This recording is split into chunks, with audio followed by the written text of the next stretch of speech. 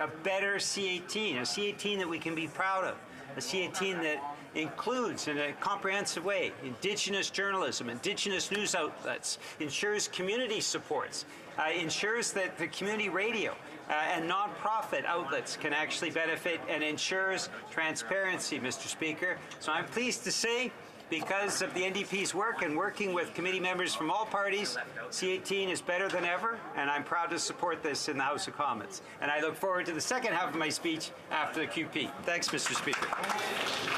I want to thank the honourable member for wrapping up. He has 12 minutes and 45 seconds coming to him when we return to the House for debate. Statements by members. Déclaration de député. The honourable member for Vancouver Granville. Mr. Speaker, today Ismaili Muslims in Vancouver, Granville, and around the world celebrate the 86th birthday of His Highness Prince Karim Aga Khan, the 49th Imam of Shia Ismaili Muslims. An honorary Canadian citizen and an honorary companion of the Order of Canada, the Aga Khan has dedicated his life to reducing global poverty, advancing gender equality, combating climate change, and improving healthcare and education across the globe. Known as Maulana Hazar Imam to my fellow Ismailis, he continues to inspire us to serve our fellow citizens and to improve the quality of life of those around us every day. As we mark the 86th birthday of His Highness the Aga Khan, we express our gratitude for his leadership, guidance, and care. Just as he has dedicated his life to the spiritual and material well-being of Ismailis everywhere, Maulana Hazar Imam and the institutions of the Aga Khan Development Network continue to partner with Canada to advance our shared values of pluralism, human rights, and the dignity of all. Today, we wish Maulana Hazar Imam good health, happiness, and a long life. Salgira Kushali Mubarak. Here, here. Hey.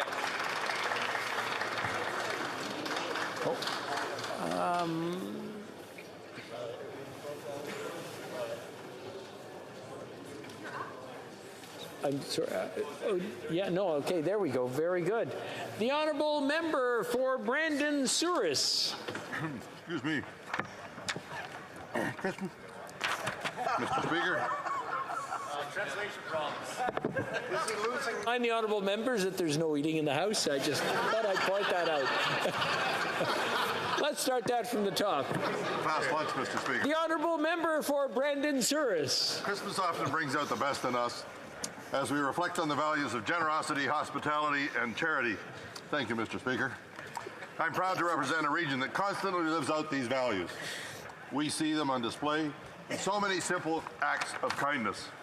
I think of the volunteers of the various organizations throughout Westman doing their best to ensure everyone has food on their tables for the holidays. And in their mouths. I also think of the many Ukrainians celebrating Christmas here in Manitoba rather than at home in Ukraine this year.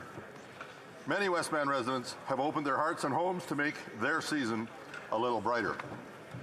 And of course, I think of the men and women of the Canadian Armed Forces who are away from friends and family at Christmas. May we each do our part to bring love, joy, peace, and goodwill to others in this holiday season. Merry Christmas and best wishes for the new year. And cookies.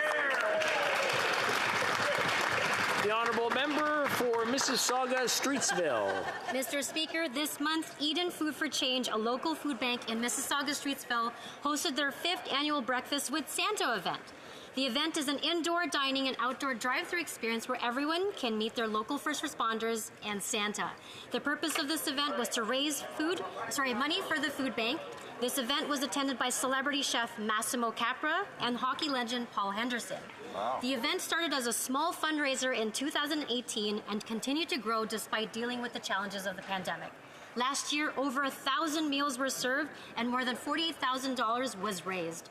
The success of this initiative is due to the continued support from first responders, small businesses, service organizations, volunteers, and the public. I encourage everyone to volunteer and give back to our local food banks. This initiative is a perfect example of the spirit of giving during the holiday season, and I would like to thank Eden Food for Change for their tremendous efforts, and I wish everyone a wonderful holiday season. Thank you, Mr. Speaker. L'honorable. The Honourable Member for Montcalm. Mr. Speaker, the member for Terrebonne joins me today to highlight the exceptional work of an organisation working in my riding and the Les Moulins MRC, the Society for the Development and Entertainment of Mascouche, also known as SODAM in French. Created in 2000, this non-profit organization is driven by its deep desire to animate cultural life and to offer the community access to the local historical, agricultural, and artistic heritage. SODAM organizes the Grand Tribut Festival, public markets, historical guided tours of Mascouche, and the Circana Circus School.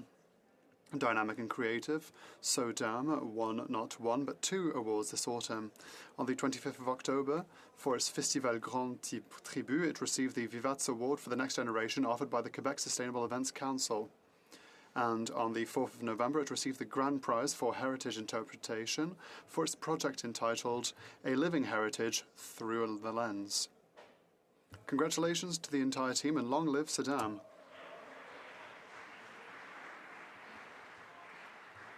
The Honourable Member for Alfred Pélan.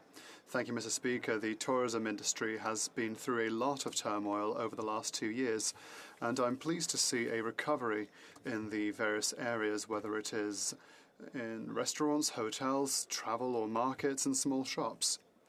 The employees of the tourism industry are the very expression of the warmth of our Canadian hospitality. Their politeness reflects our legendary reputation, and their smiles and welcome are a comfort and a reflection of our joie de vivre. During this holiday season, I would like to highlight the extraordinary work that people in the tourism industry do. I'd like to wish a wonderful holiday season to the employees of the hotels in the National Capital Area, particularly at the Delta City Center. You guys make our stay a real homey home away from home. With a warm welcome every time, a smiley, helpful service, and a customized special attention. Thank you, Stephen, John, Jean, Rosa, Jose, Adrienne, Ross, and you. And the list goes on. Happy holidays to all. Thank you, Mr. President. The Honourable Member for Chicoutimi-le-Fjord. Mr. Speaker, the weather forecasters are predicting a particularly incredible winter record. Cold temperatures and impressive snowfalls are expected, perfect conditions for winter sports and winter attractions. One thing is certain, Chicoutimi-le-Fjord is ready. Last December 1st, I had the chance to participate in the launch of the tourist season in the Lower Saguenay, accompanied with mayors of different municipalities. Do you want to have fun? You can ski at Mont-Edouard with over 450 acres of territory for downhill skiing. Would you like to be amazed? Hundreds of kilometers of snowmobile skiing and racketing is available. There's ice fishing in the Saguenay Bay. I'm convinced that everyone will be able to enjoy our beautiful Canadian winter to do a sport you love. I also invite everyone to come and see our beautiful region. Have a good winter, and I look forward to seeing you all in our riding. The Honourable Member for Brampton South. Mr. Speaker, first I want to congratulate our new Peel Region colleague Charles Souza, who was elected last night in Mississauga Lakeshore. This is a strong sign of support from Peel residents for our plan focused on affordability and growing our economy. Mr. Speaker, soon it will be a very special time for the year. This parliamentary session is about to come to a close, and we have passed some very important legislation. On behalf of my family and my team, I would like to wish everyone in Brampton and across Canada a very Merry Christmas, Happy Holidays, and Happy New Year. Whether you are skating through the beautiful Gage Park in downtown Brampton or gathering with family or friends, this is the holiday spirit. Everywhere you go, our city is lit up with joy and excitement. This is also the season of compassion, a time for giving and for giving back. I wish everyone the best as we head into 2023. Thank you, Mr. Speaker. The Honourable Member for Orleans. Mr. Speaker, le 26 novembre, mon équipe et moi. On November 26, my team and I took part in the 25th Orleans Christmas Parade along St. Joseph Boulevard. 1,000 people attended this year. Je tiens I would like to thank the organising committee, Bob Rainbow, and our local firefighters here in Ottawa for their outstanding work. That receives financial and toy donations for families that need it. Over $25,000 were raised for toys. December 9th, I hosted my annual free movie night at the Orleans Cinestas. More than 350 people joined me to watch Super Pets. Before I finish, Mr. Speaker, I would like to wish the whole community of the Orléans region Merry Christmas and Happy New Year 2023. The honourable member for Moose Jaw Lake Centre, Lanigan. Mr. Speaker, we live in a free country, and that freedom has been paid for by those who have served in uniform. Veterans know that their lives rely on their brothers and sisters in arms. They live by a code built on trust. That trust has been broken between veterans and this government. Why? Because wait times for veterans are obscene. The Auditor General, the PBO, and the Ombudsman have all given the Minister of Veterans Affairs failing grades for caring for our vets.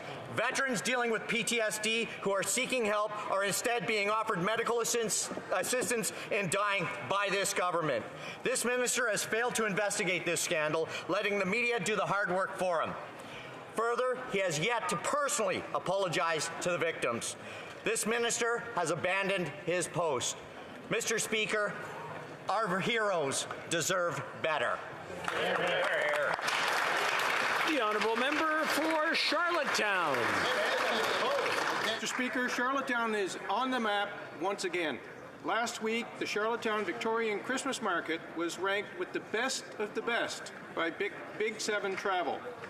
In the top 50 best Christmas markets in the world, and in the top 25 best Christmas markets in North America. The market included a Whoville-inspired Christmas town, Yuletide horse and wagon rides, Indigenous artisans, and the jolly old elf himself. The Christmas market is part of Charlottetown's ever-growing shoulder season. Charlottetown is the place to be, not only in summer, but all year round. While the Charlottetown Christmas Victorian Market had a big impact, it was all made possible by a small but mighty team. Mr. Speaker, I offer a warm congratulations to the team at Discover Charlottetown, including Heidi Zinn, Chris McDonald, Stephanie Butt, and Ellen Egan. Their hard work has put Charlottetown on the map again. The honourable member for Elgin, Middlesex, London. Mr. Speaker, last week we saw in this House how divisive Bill C-21 is. Mr. Speaker, I believe that everyone in this House wants to ensure that Canadians are safe. In 2021, 173 women and girls were killed in Canada. We must always stand up against violence against women. But I cannot stand and watch a government mislead survivors and victims' families. We must work towards a violent-free Canada. Bill C-21 is targeting the wrong people. Hear, hear. We must have a stronger, safer community, free of illegal guns, free of violence against women. Members of the LGBTQ community and Indigenous women and girls must be violent-free, and every Canadian as well. Femicide in Canada has increased. Violence against women has increased. But, sir, crime in Canada has also increased. Rather than making bad policies and dividing communities across Canada, I ask this government to do better. Your policies are failing. Your scrap Bill C-21 and actually consult. Make a real difference and make Canadians safe. The honourable member for Parry Sound, Muskoka. Great job. Karen, you nailed it, girl. Slow enough? Mr. Speaker, Liberal inflation is making everything Canadians need more expensive. Food, fuel, rent, your mortgage, all more expensive thanks to Liberal excessive borrowing and spending. Average rent in Canada is now a whopping $2,000 a month. In Toronto and Vancouver, the rent for a one-bedroom apartment is now double what it was in 2015. A mortgage getting renewed this year will cost $7,000 more than it did 5 years ago. Never has a government so abused the national credit card as much as these Liberals, and because of it, Canadians are struggling more than ever before. Talking points, spin doctors, photo ops, more spending to repair will not repair the damage that these Liberals are causing. Canadians need a government that delivers, Mr. Speaker, delivers paychecks, less debt, more homes, more results, Mr. Speaker. After the next election, a new Conservative government will deliver the relief that Canadians are so desperately need. They will replace rhetoric with real action, and they will restore the opportunity that Canada has always promised, Mr. Speaker. The honourable member for Châteauguay-Lacolle. Mr. Speaker, it is with great pleasure that I rise today to mark the return, one might say, of the holiday season. The first snowflakes have already fallen, our homes are decorated, and the lights are shining everywhere in our communities. And for the first time in far too long, we can say that there is nothing more enjoyable than celebrating with those we love. But I do want to also recognize that there are families who are mourning the loss of a loved one this Christmas, and I want them to know that we cherish and hold them in our hearts. Maintenant. Now, more than ever, we understand how precious this Christmas magic is. So, I would like to wish all the colleagues here, my constituents, and all Canadians a very happy holiday. Thank you, Mr. Speaker. The Honourable Member for Skeena-Bulkley Valley. Simiget, Sigadamana, Kubawelsik, Denise, Sakoze, Skyze. I rise today, Mr. Speaker, to commemorate the 25th anniversary of the landmark Delgamuukw-Gateway court case and to pay tribute to the strength and tenacity of the Gitxsan and the Wet'suwet'en. With Delgamuukw, these two nations changed the legal landscape in Canada forever and blazed a trail that so many have since followed. For the first time, our highest court said that oral histories can be evidence and that the Aboriginal title in Canada has never been extinguished by colonization. Mishandling of the original evidence in the trial left Chief Justice Lemaire unable to affirm title on appeal. And so he implored Canada to do the hard work of negotiating in good faith. And yet 25 years later, so much of this work remains to be done. For their part, the Gitxsan and the Wet'suwet'en remain determined to realize the full potential of their rights and title. As the late Earl Muldoon, who held the name Delgamuukw, stated in 1997, if you take a bucket of water from the Skeena River, the Skeena keeps flowing. Our rights have always flowed, and they will flow forever. Thank you. L'honorable député. The Honourable Member for Mirabel. Mr. Speaker, on the 18th of October, a man died in his burning vehicle on the Mirabel airport grounds. His name was Sylvain Richard. I would like to offer my most sincere condolences to his family. This is a tragic event that brings with it a lot of reflection. Because at the time of the tragedy, Montreal Airport decided not to allow its firefighters to intervene. Despite this, as a matter of principle, firefighter Francis Labrie tried to rescue the victim. And for this, Mr. Labrie, a man of integrity, who carries the highest standards of human dignity and professionalism, was suspended by Montreal Airport, which is outrageous. It's a scandal. If Aéroport de Montréal had allowed its firefighters to intervene 7 minutes earlier, a human life could have been saved. Mr. Speaker, only 5 firefighters are on duty at Dorval, sometimes less, and only 2 at Mirabel, which is far too few. These firefighters are worried about public safety. It is the canary in the mine that warns us about the danger of doing absolutely nothing. Let us not wait for the next tragedy, Mr. Speaker. Let us act. Thank you, Mr. Speaker. The Honourable Member for Thornhill. Mr. Speaker, another Iranian protester named Majid Reza Rahnavard was murdered yesterday morning by the barbaric Iranian regime. He had a bright future. They all do.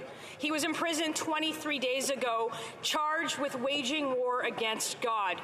He was publicly executed. Yet another escalation. And now we watch with horror the ruthlessness of the mullahs and the bravery of the revolution. We cannot be silent. We must show them that we will not give up until all Iranians have been given a voice. Ban the IRGC, seize their assets, and give it to the families of the victims of Flight 752. They killed 55 Canadians. Impose the harshest, broadest, most sweeping sanctions to cripple the regime and bring it down. For the safety and security of Iranians, the region, and the world. Mr. Speaker, what will it take? How many murders? How many threats against Canadians? What needs to happen in order for the government to do the right thing?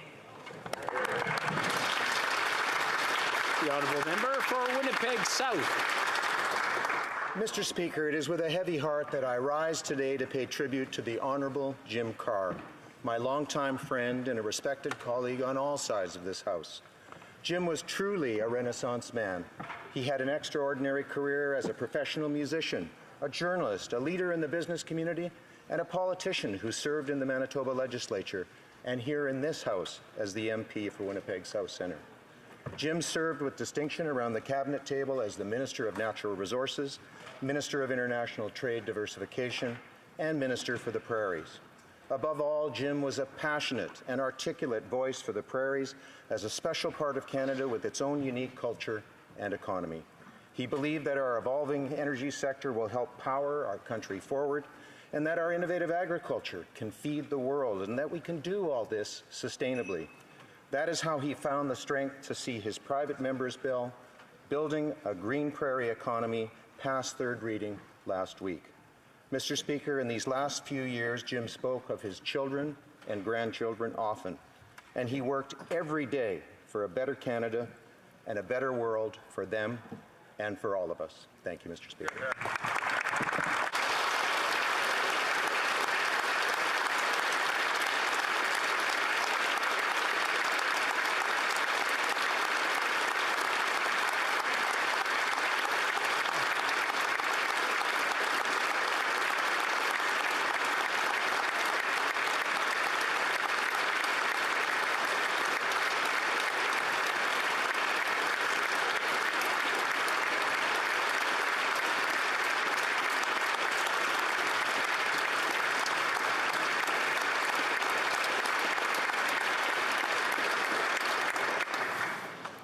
Oral questions. Question orale, the Honourable Leader of the Opposition.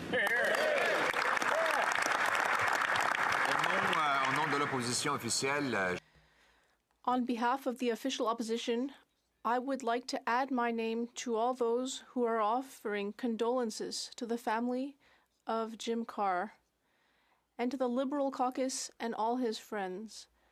Our thoughts and prayers are with you in this time of mourning.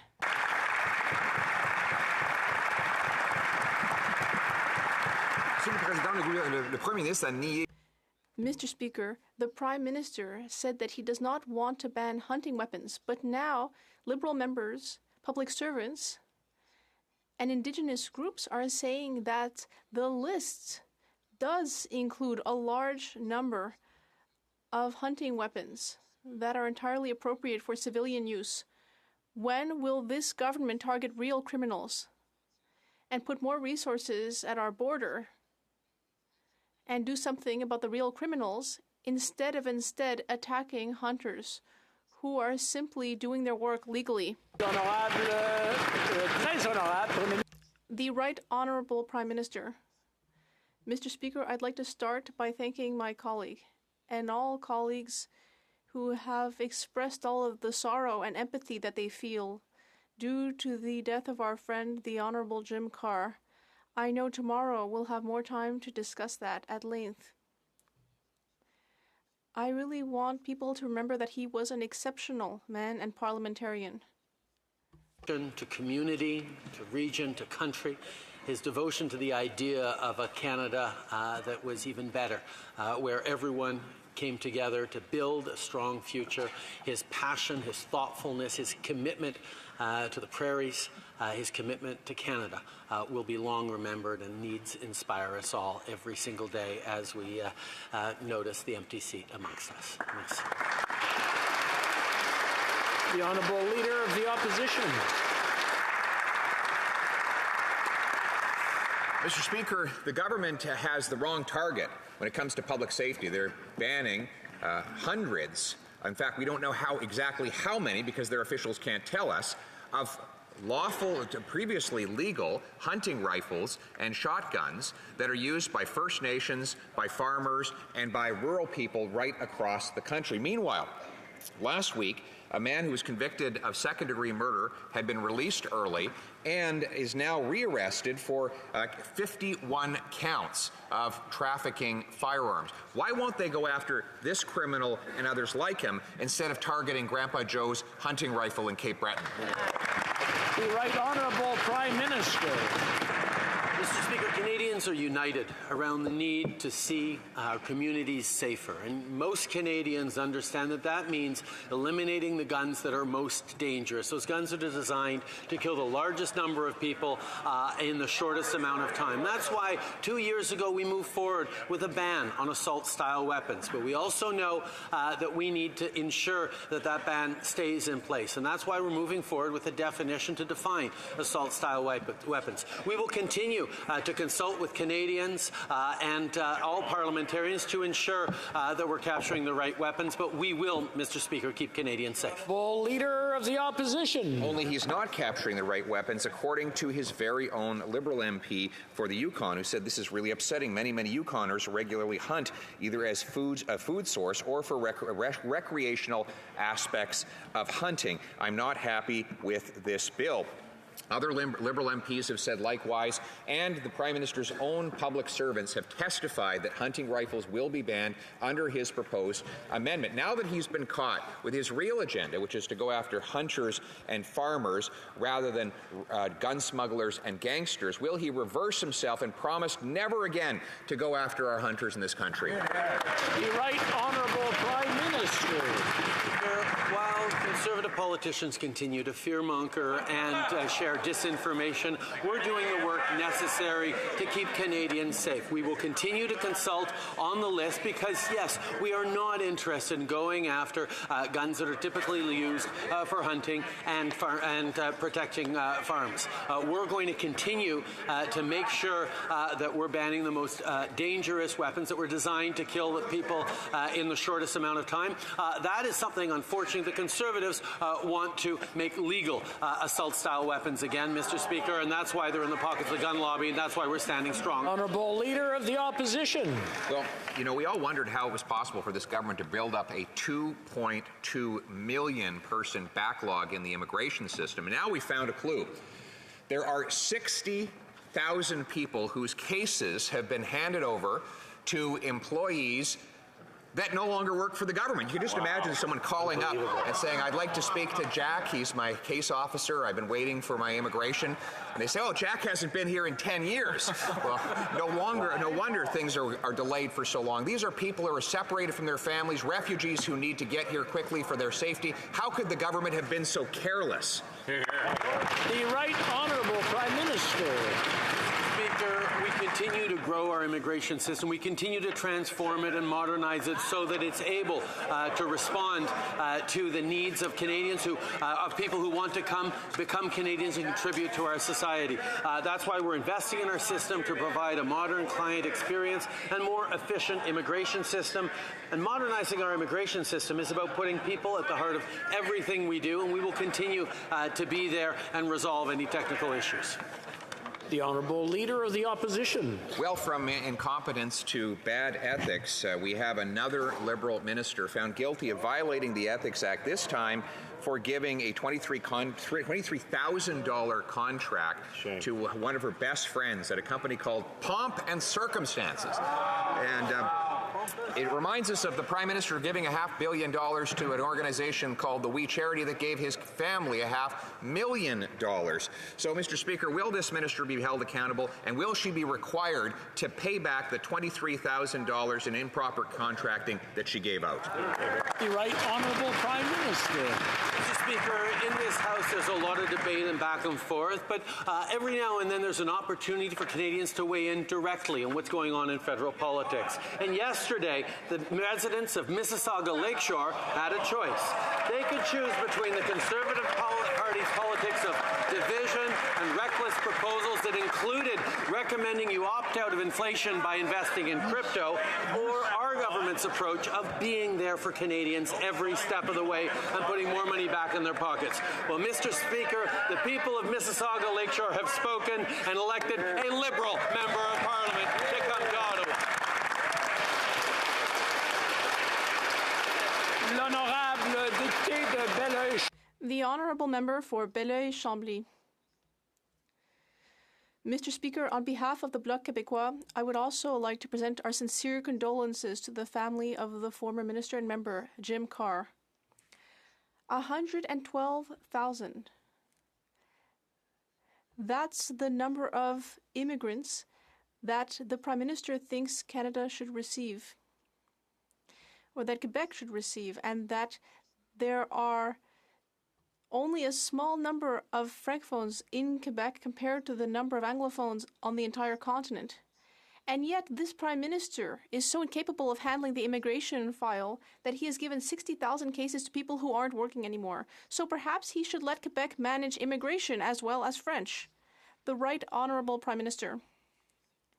Mr. Speaker, what I raised is that Quebec has the capacity to raise its immigration threshold if it wishes.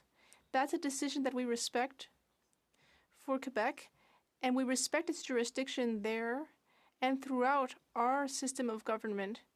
We will always work with the government of Quebec and other governments throughout the country to protect French and to welcome Francophone immigrants. There is a lot of work still to do, but we will continue to do so. The Honourable Member for Belleuil-Chambly. Well, Mr. Speaker, over 24 hours, the Prime Minister has said that Quebec needs to receive 112,000 immigrants. He says he's not imposing that, but clearly he would like to. And now, a former member has said that we need to block Bill 96 because the federal government doesn't seem to want to respect Quebec's jurisdictions. And yet, it is forgetting about the many irregular entrants at Roxham Road who are difficult to integrate into the Francisization system, and he's also blocking Francophone African students from coming to Quebec. Is he finally going to realize that Quebec should be responsible for these files? The Right Honourable Prime Minister. Mr. Speaker, that's exactly what I did. I did not propose a number for Quebec. I simply recognize that Quebec has the capacity to increase its immigration thresholds, should it so desire to do. We recognize the importance of Quebec in preserving the Quebec nation and the French language, and that is why we will continue to work closely and respectfully with the government of Quebec. And yes, we will mention it when we feel that the preemptive use of the notwithstanding clause is something that the federal government should not sanction. On behalf of all New Democrats, I want to extend our condolences to the friends and family of Jim Carr on his passing. On est dans une crise de santé. We are in a pediatric health crisis. At the Saint-Justine Hospital in Montreal, health workers have said they have never seen anything like it. The wait times, sick children, frustrated parents, and desperate healthcare workers. And this Prime Minister is showing a lack of leadership. When will he finally show some leadership? Meet with the provincial and territorial premiers and find solutions. The Right Honourable Prime Minister. Mr. Speaker, for months I've been meeting regularly with premiers. Our ministers are studying this issue because we recognize that Canadians need a better healthcare system. They need GPs. They need shorter wait lists. They need better mental health care. Rather than do what the leader of the NDP is proposing, send a blank check to the provinces, we will instead require results for Canadians. We need results for families, seniors, and youth. Honorable député de Burnaby Sud. The Red Cross had to be called in to the Ottawa Children's Hospital. There's a trailer set up at a children's hospital in Calgary because the parents and children are in such high demand for services that they have to wait out in the cold, so they have a trailer. Children are dying from respiratory illness, and this is just the beginning of the season. And in Montreal, workers are saying this is the worst they've ever seen. And we have a Prime Minister who's not showing up to provide solutions. So when will the Prime Minister work with the premiers, meet with them, and find solutions instead of excuses to deal with this crisis? Hear, hear. The Right Honourable Prime Minister. Not only have I been speaking regularly with premiers, not only have our health ministers and other ministers been engaging directly with their counterparts across the country, but I've been sitting down with doctors and nurses and other frontline workers who've said very clearly, do not just send more blank checks to the provinces for health care. Make sure that the provinces are delivering outcomes, delivering results for families, for seniors, for young people. The opposition parties may call for just more cash to be flushed to the provinces. We're going to need to get results from the provinces for Canadians, not for us, for Canadians who need better health care, Mr. Speaker. Honourable Member for Calgary, Forest Lawn. This holiday season will have a lot less cheer as everything seems like it's broken in Canada. Half of Canadians are worried about putting food on their table because of Liberals' reckless inflationary spending. A third of Canadians can't afford homes because out-of-control Liberal spending has forced the Bank of Canada to increase its interest rates for the 7th consecutive time this year. And a quarter of Canadians will need to access charity services. And the Liberals' solution to that is to pile drive even more taxes onto Canadians.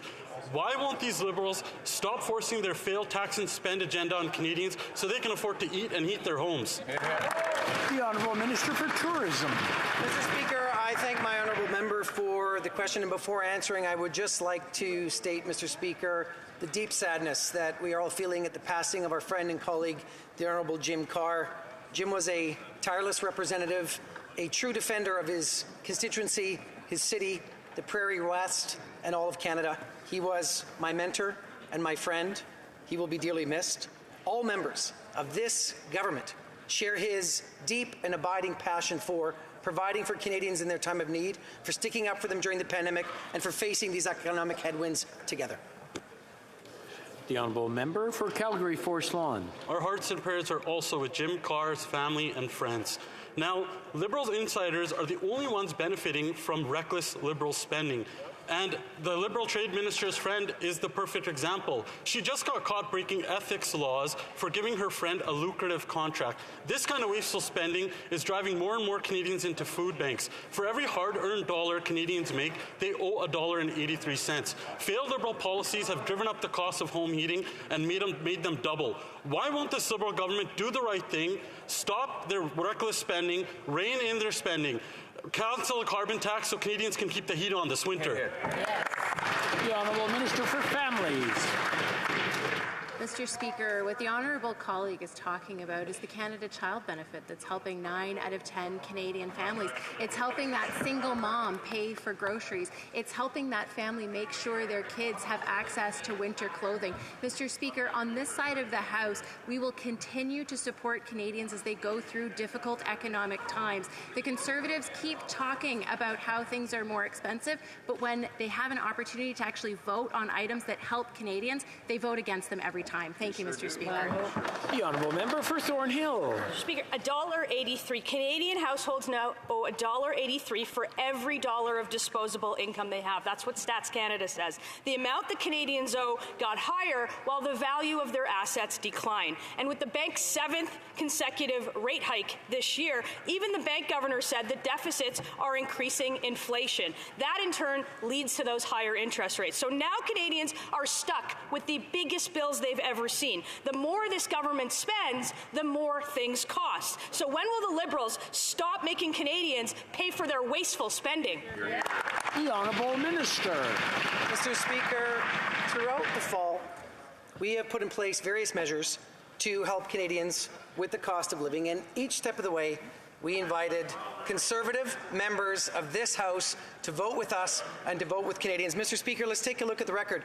We will eliminate interest on federal student apprentice loans, speed up the Canada Workers' Benefit, do a $500 top-up, provide dental care to kids, make housing more affordable. On each of those measures, Mr. Speaker, how did the Conservatives vote? They voted against. For Thornhill. Speaker, will continue to vote against the hundreds of thousands of dollars they gave to anti-Semites, the $58 million that they wasted on an app that didn't work, the $1.6 billion for people that quit their jobs during the pandemic, the more than $6 million for people that were in jail, the more than $1 million to dead people. The only people doing well are these are friends of these Liberals. Mr. Speaker, we will oppose the incompetence, but the better question is why doesn't he? Wow. The Honourable Minister of Immigration. Speaker, we can observe a fundamental ideological divide between His Majesty's loyal opposition and the governing side of this chamber. On this side of the House, we believe that to support people in need, we can advance programs that actually provide direct help to them. The Conservative solution to an affordability crisis is to do less to help families in need. This should come as no surprise. This has been their approach since 2015. When we cut taxes on the middle class and raised them on the 1%, the Conservatives voted against. When we stopped sending child care checks to millionaires to put more money in the pockets of 9 out of 10 Canadian families, the Conservatives voted against. When we had programs that kept food on the table and roofs over families' heads in my community, they held a press conference and said they would never support those programs.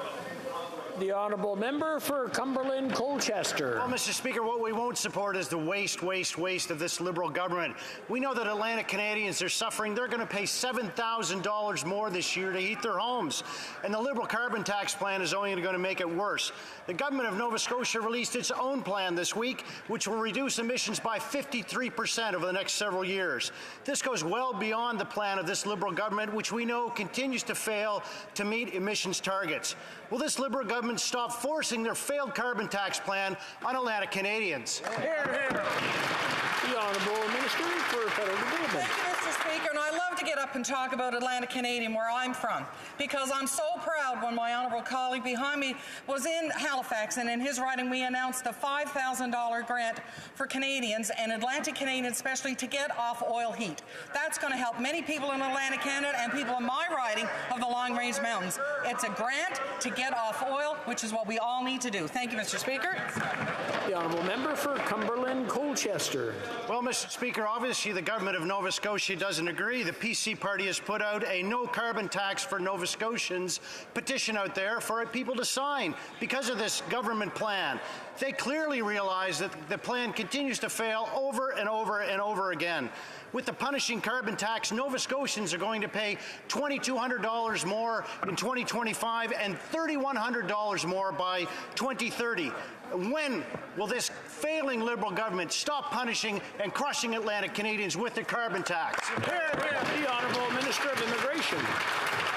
Mr. Speaker, with due respect to my honourable colleague, his mathematics are simply off. He ignores the fact that the program has been designed to put more money in the pockets of 8 out of 10 families than any fuel charge would cost them. In addition, we've created a new $5,000 grant program, which is going to help people in my community transition from home oil heating to heat pumps, which is going to potentially save them thousands of dollars a year. Every step of the way, we've been focused on developing programs to put more money in the pockets of families in need, whether it's seniors, students, workers, or households. We're going to continue to be there for people in their time of need. I would beg the Conservatives for once to join us in supporting ordinary families. Honorable député de Jonquière. The Honourable Member for Jonquière. Mr. Speaker, it's like Groundhog Day. Once again, on Friday, all the premiers of Quebec and the provinces have asked to meet with the Prime Minister about an increase in the health transfers. 27 months ago, they came up with a number for their needs, and they've been demanding a meeting. 27 months that the Prime Minister has spent ignoring them, 27 months where our hospitals' level of care keeps going down, and ultimately the Prime Minister is doing this to the detriment of people who are ill and our healthcare professionals. Will he finally meet with the premiers? The Honourable Minister of Health. Thank you, Mr. Speaker. I'd like to thank my colleague for raising the fact that things are very difficult for patients and healthcare workers throughout the country, including in Quebec. That's been going on for months. The situation was exacerbated by COVID-19, but the demographic pressures have been there for some time. And as time continues to pass, we will see demands on the system increase.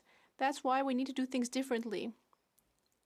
Sending unconditional transfers to the provinces is not a good plan. The Honourable Member, Mr. Speaker, enough analysis. We need results. And we can't get them while Ottawa continues to hold on to the money. The real reason for this impasse is that federal does not want to pay 35% of health costs.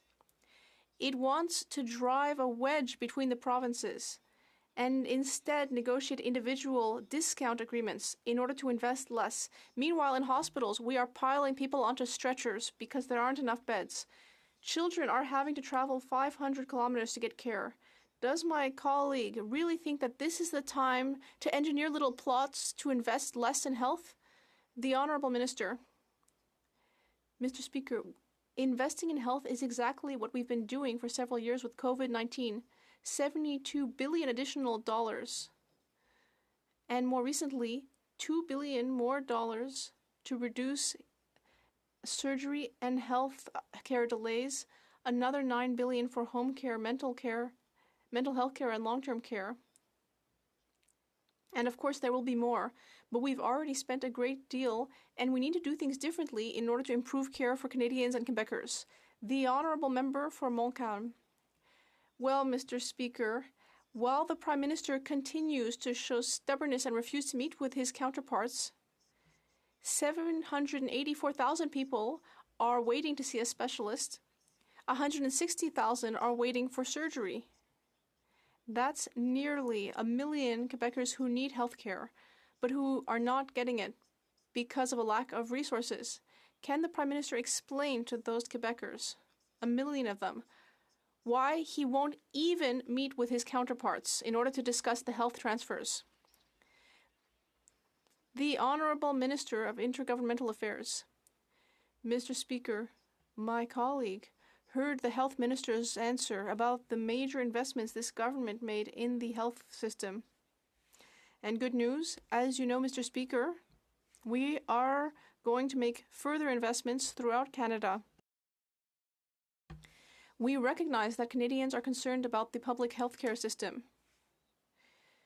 We are continuing to hold discussions at multiple levels with the provinces and territories. We will look for an agreement on further funding that will lead to actual results, as Canadians expect. Well, member for Edmonton, Mill Woods. Mr. Speaker, the Liberal-created immigration application backlog is at over 2 million applications. People waiting to reunite with family, their spouses, children, parents, waiting for work permits, waiting for health care. And now we find out that tens of thousands of these applications were actually sent to immigration officers that don't even exist. These are people that haven't worked for Immigration Canada in years. So these applications are just sitting there. Nobody's been working on them. Mr. Speaker, who's going to explain this incompetence and apologize and fix this mess? The Honourable Minister of Immigration. Speaker, I'd like to offer clarity to those families who are seeking to be reunited and those workers who are seeking economic opportunity in Canada. We are going to process every case in our inventory. With respect to the honourable member's allegation, I can reassure people that the issue of codes for inactive employees is simply a reflection of the way we manage the inventory. Every single case is attached to a code that has been sent to a relative processing facility. Mr. Speaker, while I'm on my feet, I'm pleased to share that earlier this month, we have set a record for the largest number of newcomers ever settled in Canada. This is good news for Canada, good news for our economy, and great news for our communities. The member for Edmonton, Mill Woods. Mr. Speaker, there's another example of how Canadians are having to pay for their incompetence, their mistakes, their mismanagement. To them, it's just codes, but these are real families behind these applications, people waiting to reunite with loved ones, waiting for health care, and yet they're making more announcements. So you can tell me, please, I'm asking them now, how are they going to fix this mess of all these applications that have just been sitting there while people are waiting for their lives to continue? Who's going to apologize for these applications? The Honourable Minister of Immigration. The honourable member's allegation that files are resting with officers who do not exist is unequivocally false. We will process every one of those applications. I'm pleased to share, Mr. Speaker, that as a result of the investments we've made to hire more than 1,250 people, to embrace technological solutions, and to relax administrative procedures, we have in the last few months alone reduced the number of cases in our inventory by more than 300,000. That's more than 300,000 people in the last few months that are now reunited with families, that are here making a difference in our communities, helping support our local economy. We are the party that's going to continue to support newcomers because we believe it serves the national interest and it's the right thing to do. The Honourable Member for Charlebourg-Saint-Charles. Mr. Speaker, the Department of Immigration transferred more than 59,000 immigration files to 779 former employees who are inactive, and some of them haven't even worked for the department since 2006. The worst part of this entire matter is that it seems like no one on the Liberal side seems to care. Even the Minister doesn't seem to think it's serious. Will the Minister apologize to the thousands of family who are waiting for their turn? Mr. Speaker, the honourable honourable colleague suggests the minister doesn't think it's serious. The minister doesn't think it's true. The allegation that they are making on the floor of the House of Commons simply belies the facts of the situation. When officers leave IRCC, we maintain their codes so we can trace who touched employees' files. It's a responsible thing to do, and we convert the purpose of those codes to make sure that the files actually go to where they are going to be processed. We're going to continue to do what we can to reduce the number of cases in our inventory. We've seen immense progress, reducing it by more than 300,000 in the last few months alone, and just this month we have set a record for the largest number of newcomers ever resettled in this country, and that's a positive thing. The honourable member for Charlebourg-Oncé-Charles.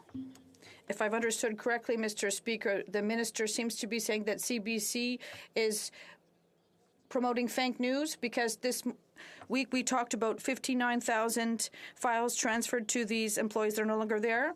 And also, CBC also warned that there were issues, and they said they've never heard about anything. And then at the Mender's office, there are many requests. People don't know what's happening.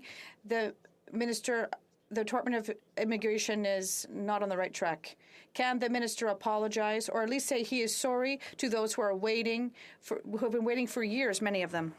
The honourable minister. For every person who's got an application in the system, that they can expect their case to be processed in accordance with the laws of Canada. I can thank the honourable colleagues of this House who've actually supported some of the measures that boosted the funding available to process cases more quickly, because it's having a serious and positive impact. This month we have set the record for the largest number of newcomers ever settled in this country. Over the past few months we have reduced the number of cases in our backlogs by more than 300,000. We are back to the service standard we enjoyed before the pandemic for study permits already. Early in the year, we will achieve the same for work permits. We are on the right track. We're going to continue to make the necessary investments to get people into our communities, because it's good for our communities and good for Canada. The honourable member for London Fanshawe. Today, the Minister for National Defence tabled her response to the Arbour report. Women in the armed forces who have faced years of misogyny and sexual misconduct have heard it before, that there's a plan and that change is coming. Just as Arbour did the work, she reviewed thousands of documents and did hundreds of interviews to come up with her 48 recommendations, but now fears the government response today missed the mark. Today's response has more reviews, more studies, and more delays. After ignoring so many reports and recommendations, why should the service members believe that this time will be different? The Honourable Minister of National Defence. Mr. Speaker, this time is different. It is my intention and the Department of National Defence's intention to implement all 48 recommendations of the Arbour report. In fact, we've already begun to do that, Mr. Speaker, and we will continue until it gets done. We are putting our shoulders to the wheel. This is important for moral reasons as well as operational reasons as we continue to grow the Canadian Armed Forces, where every member feels protected and respected when they put on a uniform for this country. Thank you. The honourable member for Vancouver East. The minister says assigning immigration applications to agents that are no longer working at IRCC is ordinary process and part of the inventory management. That means the Liberals are deliberately assigning applications to officers knowing that they don't work there anymore. So close to 60,000 applicants have been in a state of limbo, some for as long as 15 years, unable to move forward with their lives. So what does the minister have to say to the families whose lives are being destroyed when their lives are deliberately sent to oblivion for processing?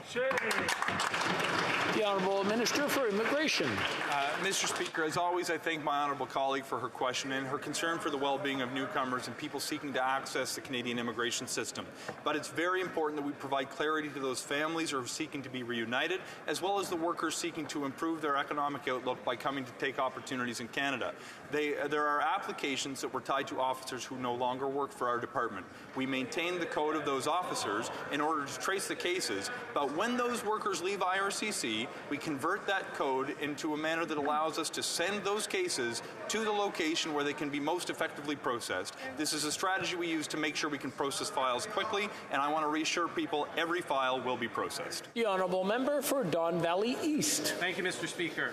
Last Friday, in partnership with the Province of Ontario and the City of Toronto, the federal government announced a combined investment of $1.5 billion for the TTC's Bloor Yonge Station expansion and Rehabilitation Project. Can the Minister of Intergovernmental Affairs, Infrastructure and Communities please update this House on the improvements we will see at the station and the importance of making transit more accessible and reliable for all Canadians? The Honourable Minister. Mr. Speaker, I think all members recognize the extraordinary work done by our colleague in Toronto. Mr. Speaker, when transit is accessible and easy to use and on time, more Canadians will use it. The investments our government is making in transit are making it more reliable, safer to use, and will be able to keep up with the increased ridership and population over time. That's why I was happy to announce the $1.5 billion Bloor-Yonge Subway Improvement Project that will provide Toronto residents with access to safe, fully accessible and modern stations that are equipped to handle increased ridership. Mr. Speaker, I know how excited you are about this very project. The Honourable Member for Chicoutimi-Le-Fjord. Mr. Speaker, a young man was caught with a prohibited weapon loaded with 72 rounds of ammunition that was spared jail time thanks to a Liberal law supported by the Bloc and the NDP. There is no longer a minimal sentence for this type of crime in Canada. On the one hand, we let criminals roam free, and on the other hand, the government wants to penalize honest gun owners with Bill C-21, a double standard. Could the Liberals go after the real criminals and leave the hunters alone? The Honourable Minister of Justice. Mr. Speaker, the security of our communities is obviously a priority. We've always said that serious crimes will have serious consequences, but we also know that our system, it needs reform. With C5, we've left aside unnecessarily severe policies, particularly those who penalize blacks and marginalized peoples. The old system wasn't working. Mr. Speaker, we're proud of the adoption of C5 and on the effects it will have on Canadians. In St. Paul.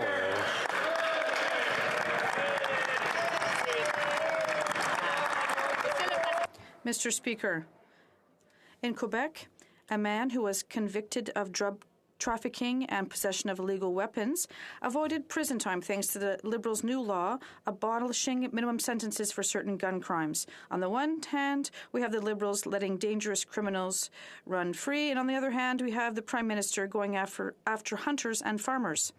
When will the Prime Minister stop attacking hunters and farmers and deal with the real problem of criminals smuggling drugs and guns? When, Mr. Speaker? The Honourable Minister of Justice. Mr. Speaker, we all want a society that is safer,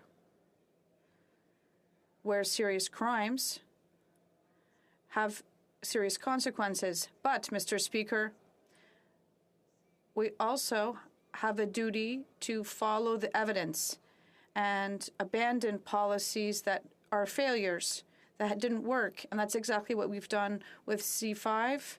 We are going to put the resources where they need to be to ensure that our society is safer. Honourable Member for Kildonan. Have a situation where there is a serious criminal who is heavily armed, trafficking drugs, doing it all illegally, and it's because of these Liberals and their soft on crime policies that this man, instead of going to prison, can now serve his sentence from the comfort of his home, Mr. Speaker. That is a serious crime, but no serious time under this Liberal government. So why are they going soft on criminals on one side, letting this guy serve house arrest from the comforts of his home, but attacking honest, trained, tested, and law-abiding hunters and farmers, Mr. Speaker? Why are they doing that? Why are their priorities so misplaced, Mr. Speaker? The Honourable Minister of Justice. Mr. Speaker, I would remind the honourable member and honourable members and Canadians across Canada, Mr. Speaker, that conditional sentence orders are only available where there is no threat to public security. And the person, Mr. Speaker, who is best placed to make that determination, Mr. Speaker, according to the evidence, is the sentencing judge, who has all of the information in front of the bench and makes that determination, Mr. Speaker. Mr. Speaker, we are proud to follow policies that work and abandon policies that don't. The honourable member for Brantford-Brant. Mr. Speaker, once again, criminals are thanking this Liberal government for their soft-on-crime agenda. This week, a Montreal criminal was convicted of drug trafficking and possession of loaded illegal weapons. Instead of a mandatory minimum sentence in prison, he is serving a sentence in the comfort of his own home. Wow. This government is failing Canadians. Crime is skyrocketing, and instead of dealing with the problem, they want to ban hunting rifles. When will this government stop targeting law-abiding hunters and finally go after the dangerous criminals? The Honourable Minister for Public Safety. Speaker, and I assure my colleague we are doing precisely that, including with Bill C-21, which will raise maximum sentence against hardened gun traffickers, which will give police additional powers to bust up those networks which would terrorize our communities. We also introduced $450 million over the last 2 years for the CBSA to stop illegal gun smuggling at the border. Mr. Speaker, what did the Conservatives do? They voted against. Mr. Speaker, they've got to walk the talk on this. The Conservatives should reverse their position, and they should support Bill C-21 and all the support we're offering law enforcement on the front lines. Thank you. The honourable member for Terrebonne.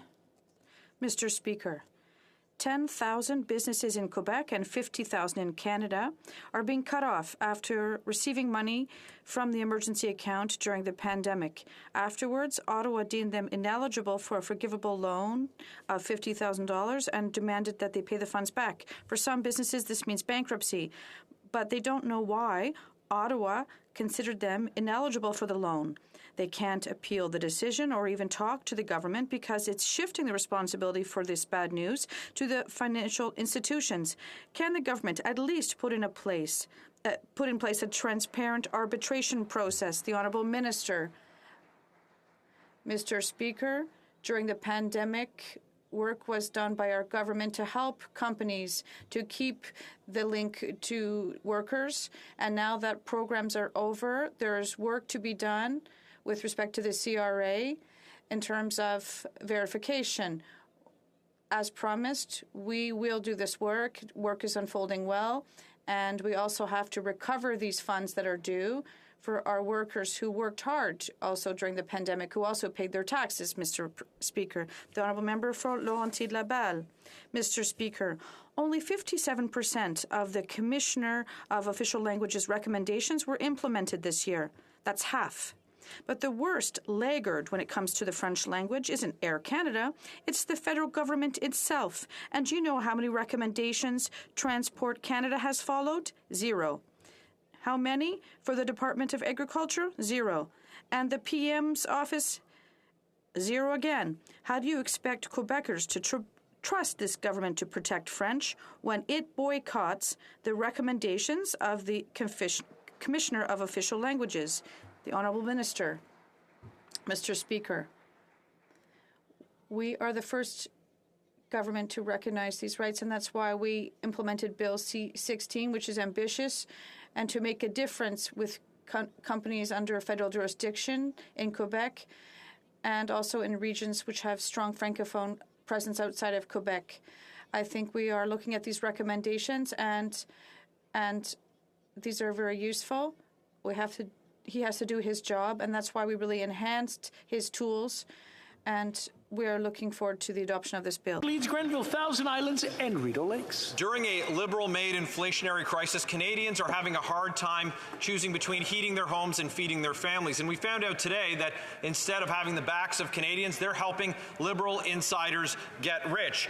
The Liberal International Trade Minister was caught red-handed and found guilty of breaking ethics laws by giving a sweetheart contract to her friend, the CBC pundit, Amanda Alvaro. Will the minister resign? The Honourable Minister. Mr. Speaker, I want to thank the Commissioner for his important role in ensuring transparency and accountability in our institutions. And as the report indicates, I take full responsibility for my actions. I should have recused myself, and I apologize for not doing so. At no time was there any intention for anyone to benefit inappropriately. My efforts fell short of my own high personal standard for transparency and accountability, which Canadians have a right to expect from their elected officials. I'm sorry, and it won't happen again. Thank you. honourable member for Selkirk, Interlake Eastman. Mr. Speaker, if the Trade Minister was truly sorry, she'd pay the money back. In fact, she is the fourth Liberal Cabinet Minister to be found guilty of breaking the law by the Ethics Commissioner. The Trade Minister got caught giving 2 sweetheart deals to her friend who also worked on her campaign. Now, the Ethics Commissioner said there's simply no excuse for contracting with a friend's company. After Bill Marno got caught, he did the honourable thing and resigned. Will the Trade Minister follow suit and resign immediately, or does the Prime Minister have to fire this corrupt minister? The Honourable Minister. Mr. Speaker, I have taken and I am taking full responsibility for my actions. I should have recused myself, and I'm sincerely sorry for not having done so. What I want Canadians to know is that this will not happen again. The honourable member for Mégantic-L'Érable. Mr. Speaker, the Minister of International Trade said that she's accepting the full responsibility for her actions. What does that mean, accept the full responsibility in this House, Mr. Speaker? It means to do something, not just say that you're sorry, but you also have to assume this responsibility. She abused of her power to give a $20 million contract to her Liberal friends. Is the forced Liberal minister to be caught by the Commissioner? It's inexcusable to conclude a contract with her friend, and now she can do the only right thing and step down. The Honourable House Leader. Merci beaucoup, Monsieur. Thank you very much, Mr. Speaker. The Minister has already offered an apology. It's obvious there was no personal benefit at stake. The Minister only accepted all the recommendations, and she's already answered the question. The Honourable Member for Dorval-Lachine-LaSalle. Mr. Speaker, it's important for Canadians to know that our justice system is fair, accessible, and effective, and that includes the judiciary. Can the Minister of Justice explain why Bill C-9, recently passed unanimously by this House, is an essential step in achieving this goal? Thank you. The Honourable Minister of Justice. Thank you, Mr. Speaker. I'd like to thank the Honourable Member for LaSalle-Lachine Dorval. I'm very proud, Mr. Speaker, of the unanimous passage of Bill C-9. It sends a very clear signal. We take our responsibility to the justice system seriously. Our government's proposed amendments to the Judges Act will strengthen the process for dealing with complaints against federally appointed judges, and it will give the Canadian Judicial Council greater authority to deal with complaints, to ensure that the complaints process results in final decisions that are fair and timely at a reasonable cost. We will work with the other place to ensure the adoption. For Calgary Nose Hill. Mr. Speaker, startling Environment Canada reports show that Canadian greenhouse gas emissions have dramatically increased under the Liberals. That's because they failed to build public transit projects that would pull cars off the road. They failed to provide non-emitting sources of electricity to places that really need it. And they've crushed Canadian energy producers who are world leaders in decarbonizing energy production. The carbon tax isn't reducing emissions, but it sure is making Canadians poorer and less energy secure. When will the Liberals cancel it? Hear, hear. The Honourable Parliamentary Secretary to the Minister of the Environment. Thank you, Mr. Speaker. And as usual, the Conservatives are spreading misinformation, Mr. Speaker. We are on track to meet our targets, which are in 2030, Mr. Speaker. And what did they do when they were in power, Mr. Speaker? Well, they did absolutely nothing for 10 years. They blew up our emissions quotas in the Kyoto Accord. They cut $350 million from the environment and climate change budget. They gutted our environmental laws, Mr. Speaker, and now they're blaming us for their inaction. They have no plan for climate change. They have no plan for the economy, and they certainly have no plan for affordability, Mr. Speaker. Member for Calgary Nose Hill. The Liberals use the term misinformation to try to gaslight anyone who uses facts to counter their narrative, and that's wrong. And there's one inconvenient truth that the Liberals want Canadians to forget when it comes to the fight against climate change, and that's stats that the only government where Canadian greenhouse gas emissions actually decreased was the last Conservative government. We had a decrease we had a balanced budget. The economy was growing. They have doubled the debt and increased greenhouse gas emissions. When will they cancel the carbon tax? The Honourable Minister for Natural Resources. Mr. Speaker, in 2004, the Liberal government in Ontario moved to shut down coal-fired powers, and the federal Conservative Party claimed that that was their climate plan. In 2008, the global economy crashed, bringing emissions down with it for a time, and the Conservatives called that a climate plan. This year, the value of Bitcoin failed significantly, and this is an economic... I'm going to have to...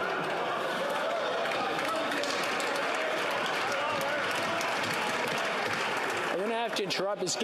We were kind of doing well, and now it's getting out of hand. I understand everyone's excited about Christmas coming. Try to contain your excitement. And we'll let the Honourable Minister continue from where he left off, please. As I say, the value of Bitcoin increased significantly and then crashed spectacularly. And for the Conservatives, that's an economic plan. Canadians deserve thoughtful plans to address their very real concern about climate and about the economy, not reckless rhetoric from Conservative politicians. The Honourable Member for Moose Jaw Lake Centre, Lanigan.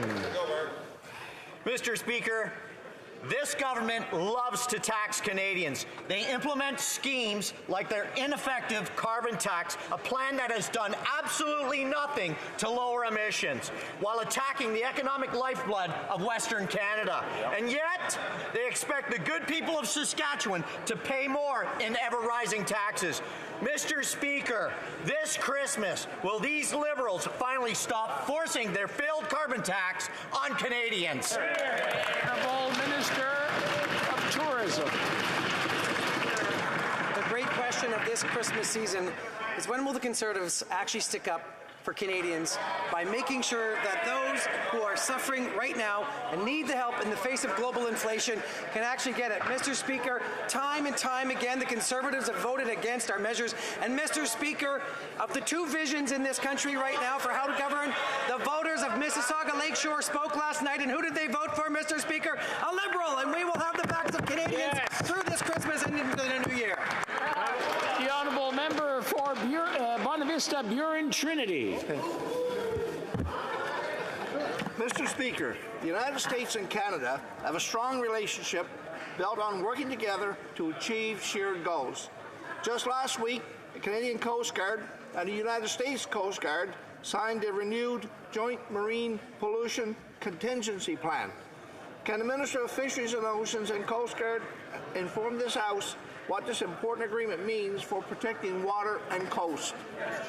The Honourable Minister of Fisheries and Oceans. Mr. Speaker, and I'd like to thank the member from Bonavista Burin Trinity for his strong advocacy for his constituents and for his question.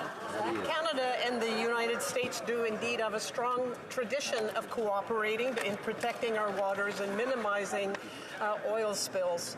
But this agreement gives our countries even better and stronger mechanisms and tools to respond to marine spills by working even more closely together. So alongside the U.S., Mr. Speaker, we'll continue to protect the oceans, keep our coasts clean and safe, and this agreement will help do exactly that. Hear, hear. The Honourable Member for Nanaimo Ladysmith. Mr. Speaker, people deserve to know that they are safe from gun violence in our communities. C-21 was an opportunity to limit handguns and protect victims of domestic violence. But instead of protecting people, the Liberals made a last-second change unfairly impacting hunters, farmers, and Indigenous people and the tools they use for food security and protection. Concerned constituents in my riding of Nanaimo Ladysmith want to know, when will this government listen and clean up this mess? The Honourable Minister for Public Safety. And I assure my colleague that we are indeed listening to Indigenous peoples. Last week, I spent the better part of the morning consulting and engaging with Indigenous leaders right across the country, making sure that we protect Indigenous traditions, including as it relates to food security. Mr. Speaker, we're creating space for Indigenous-led initiatives when it comes to public safety, and we're going to make sure that the language of Bill C-21 aligns with our government's priority, which is to take those guns which were designed for the battlefield off of our streets and protect Indigenous traditions at the same time. Thank you. The honourable member for Churchill, Kiwetinoong-Aski. Mr. Speaker, the Liberals couldn't be more out of touch with Northern and Indigenous communities. Indigenous leaders at the AFN unanimously opposed the Liberals' amendment to Bill C-21. This amendment is a threat to Indigenous and Northern ways of life. It is a slap in the face for communities that depend on hunting and trapping to live, people that are facing some of the highest costs of living right now.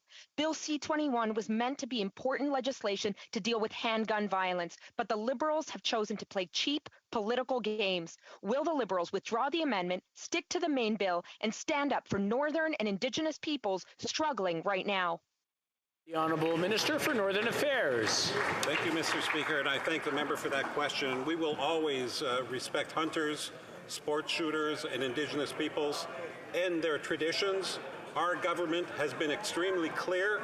We are not targeting hunting rifles. We are not targeting shotguns. This is about guns that were used in Polytechnique, Quebec City Mosque attack, and South Simcoe to create safer communities for all Canadians. That's all the time we have for question period today. C'est tout le temps que nous avons. I wish to draw the attention of members to the presence in the gallery of the Honourable Siobhan Cody, our former colleague, and current Deputy Premier and Minister of Finance for the province of Newfoundland and Labrador.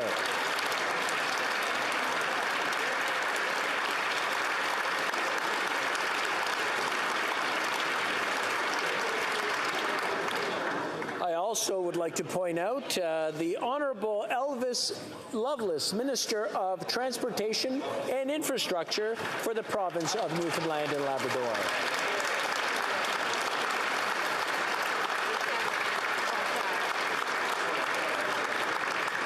Je crois que l'honorable député de I believe the member for Jonquière has a point of order. Mr. Speaker, there have been consultations among the parties, and I believe that you will find there's unanimous consent for the following motion: that this House call on the Prime Minister to meet as quickly as possible with the premiers of Quebec and the provinces and territories with respect to sustainable funding through the Canada Health Transfer. Que tous ceux